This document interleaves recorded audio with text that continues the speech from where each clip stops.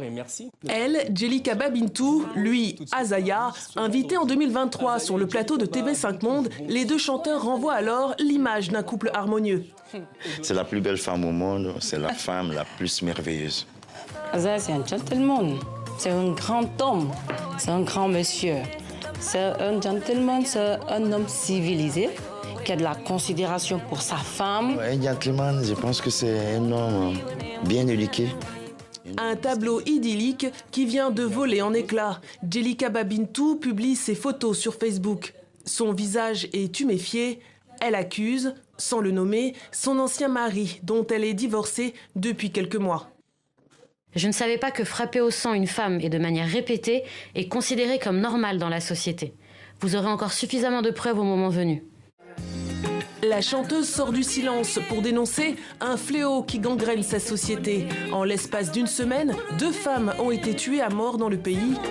Son post suscite depuis une vague d'indignation sur la toile. De nombreux internautes s'insurgent comme ces slameurs. Tu es l'homme de ma vie et tu me bats à mort. On a marre. Tes caresses sont devenues des coups de poing. Un hashtag Je suis Bintou a fait son apparition en soutien à toutes les victimes. Cette célèbre militante féministe en est à l'origine. Tout homme qui te bat, tout homme qui restreint ta liberté, s'il vous plaît, dénoncez. Contactez-moi si vous pouvez, je vais vous mettre en contact avec les services adéquats pour vous venir en aide. Avec quelques amis, Kadiatou Konaté a fondé le club des jeunes filles leaders de Guinée.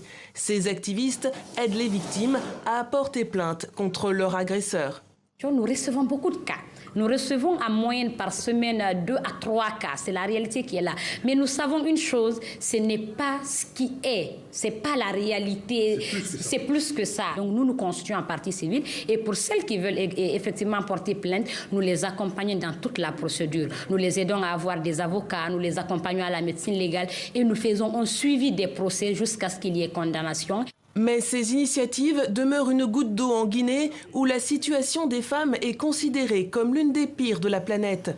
Outre les violences physiques et sexuelles, l'excision et les mariages forcés sont monnaie courante dans le pays.